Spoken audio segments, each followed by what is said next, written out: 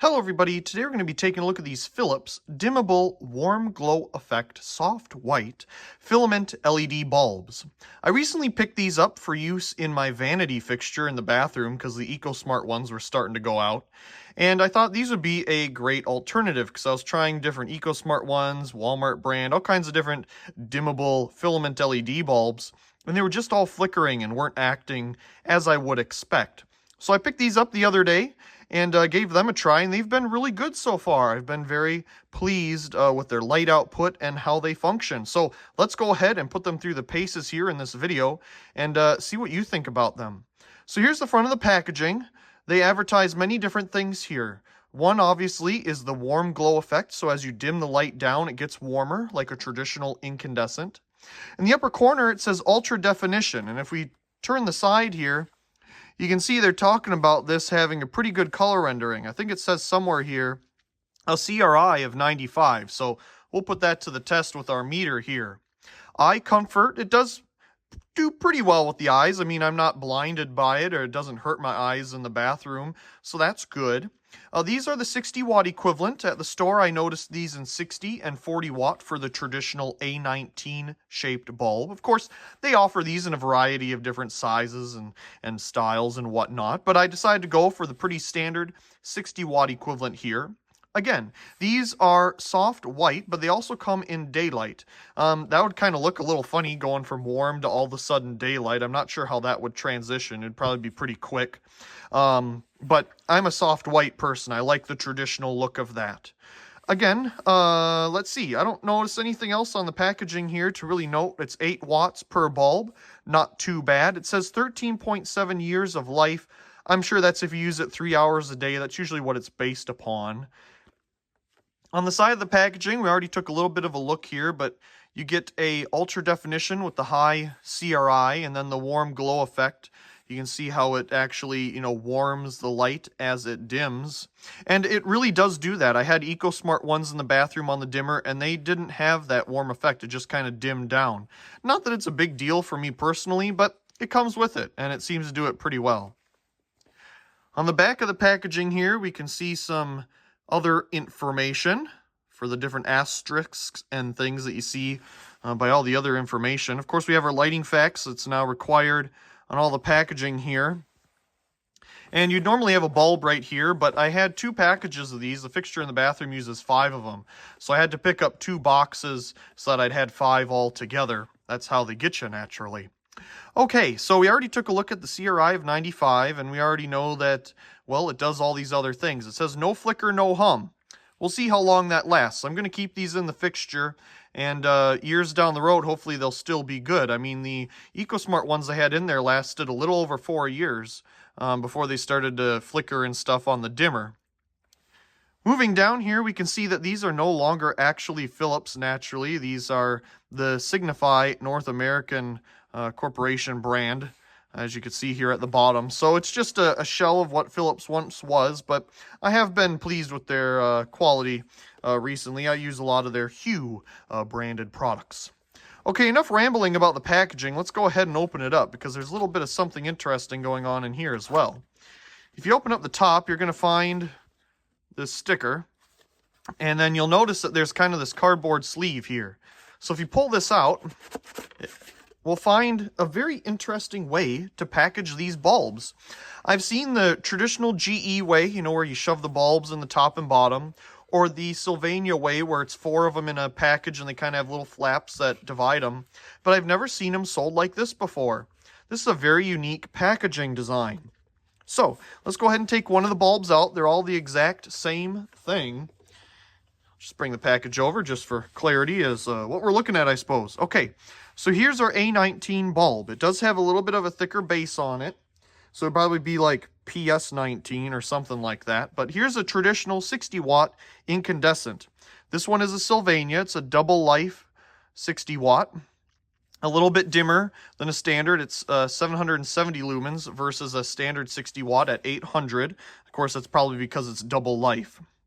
So if we compare the 2 sizes here, you can see it's pretty much the exact same height and width, diameter, all that kind of stuff. No real discrepancies there other than the slightly bigger neck to get the filaments inside. Same base and everything. So, taking a closer look here, we can see our etch dimmable. At its lowest dimming, it's 2200K, and at the highest, this one's 2700K. 800 lumen, 8 watt, 120 volt China, all that kind of good stuff. If we take a look inside, you can see what's going on in here. So if you take a note, we have a yellow filament there and an orange one. So different phosphors are being used on these filament LEDs. And I believe there's 4 inside of here, as you can kind of see. So you have 2 warm glow style ones that are 2200K. And then the lighter yellow are the 2700K, as far as my understanding goes. So it'll shift between those two as we use the bulb. It would be neat if we had a clear version. You'd get a better look at how it shifts when it's being used. But the coated version here kind of covers up that effect for the general consumer that isn't so worried about that. Now, I do have these in a globe style in the bathroom, so you don't really notice them switching between the two either. But I'm sure we'll get a pretty good look at it here while we're demonstrating it. So let's go ahead and put it in here all by itself. Let's get it into our socket. And we're just going to turn it straight on. Here we go. So this isn't with a dimmer or anything. This is just being used without the dimming. Now these are really made to be used with dimmers. If you're getting these and you're not using them with dimmers, I don't really see the point, because you have 2 filaments in there that are basically never going to be used. As far as my understanding goes with how this style of lamp works, I think the other 2 just turn off. Okay, so we're at 118.2 volts right now. 0.07 amps, 7.4 watts, and a power factor of 0.78. Okay, let's move these out of the way for right now. And I'm going to turn off these other lights. Now again, this isn't on a dimmer or anything. It's plugged directly into our meter here. So let's go ahead and bring over our actual meter. I'm going to hold it on its side here so we get hopefully the best light output that we can. Put a 2-foot mark. Here we go. We'll get a reading. And we'll save that. The spectrum of the bulb at full brightness 2 feet away, and the CRI of the bulb at full brightness 2 feet away. Okay, now let me bring it much closer. We're going to hold it right above the sensor here. We're going to do the exact same thing. And we're going to save that. The spectrum of the bulb at full brightness up close, and the CRI of the bulb at full brightness up close. Okay, taking a look at those readings as we did, it looks like it's pretty close to the 95. We got 94.7 here with it right up close.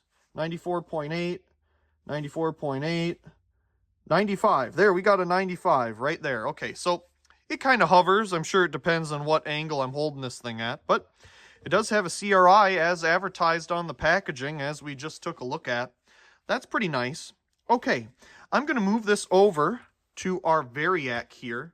Now, this isn't the thing that it's probably designed to be on. It'd be on like a triac dimmer or something like that, a pretty standard in-wall dimmer.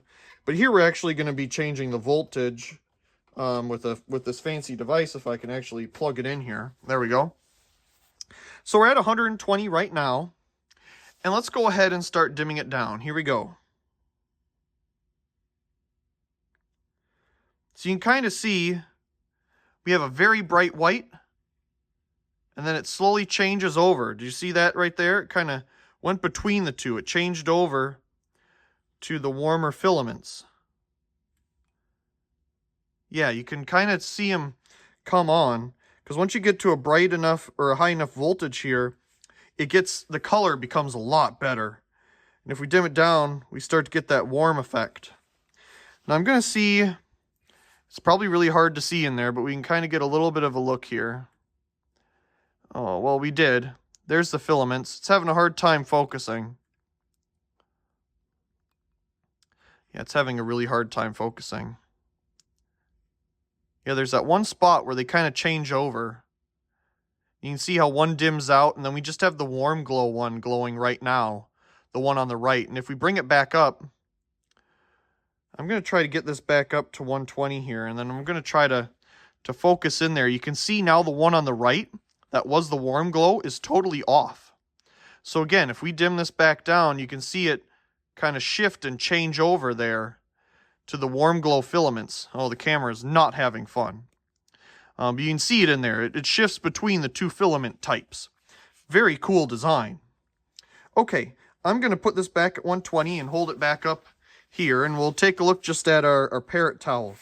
So we're at 120, 110, 100. You can kind of see how it changed over there. Let's go back up to 120. See how it has a different color to it? When we bring it down, it got a lot warmer right there at about 100 volts or so.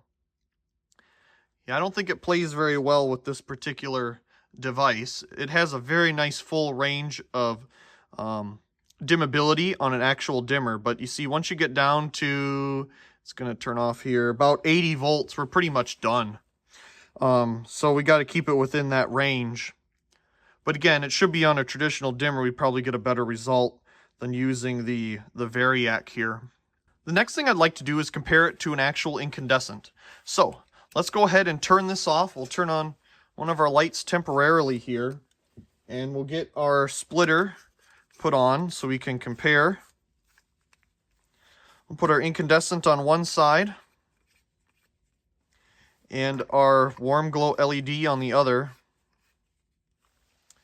And then let's turn off our light again. Let's turn it on. Here we go.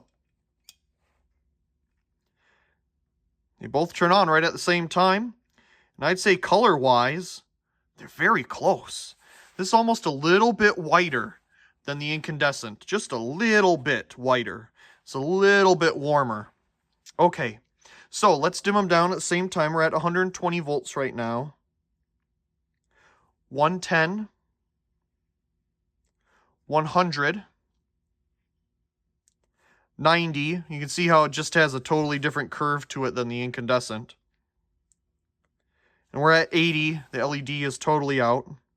I wonder if we take this out of the equation here.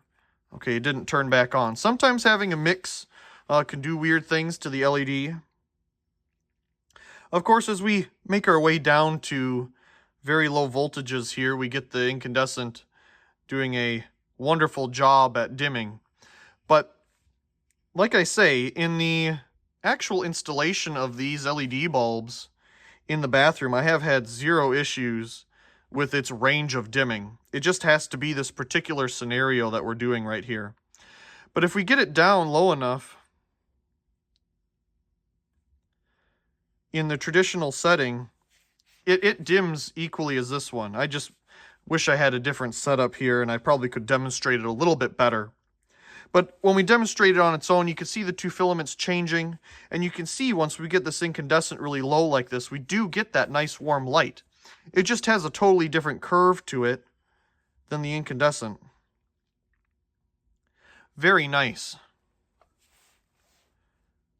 I wonder if you were to like cover these up behind something and ask somebody what one is the incandescent and what one is the LED, would they actually notice? I don't know. They're pretty close here.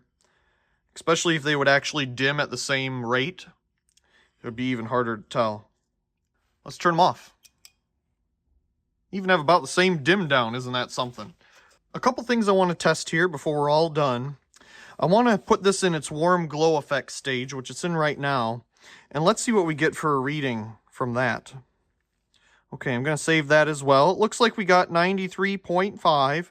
So close enough to our 95 rating, even with the warm glow effect.